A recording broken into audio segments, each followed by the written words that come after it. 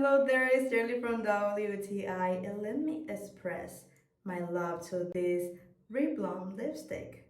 This liquid lipstick has a color that suits my lips.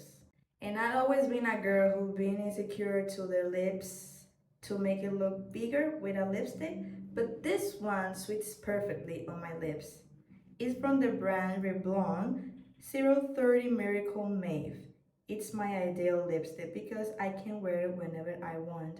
I can wear it when I'm doing my makeup to give a more elegant touch and make myself look more beautiful.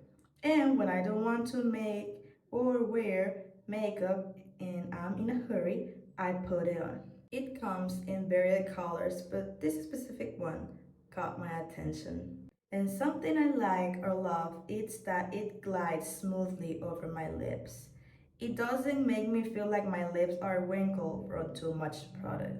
And since I have a lot of things in my mind that I forget to remove my makeup, this lipstick lasts until I take it off. And it stays intact on my lips and makes them look great. This Revlon 030 Miracle May makes me feel look really pretty, and that's my point of view.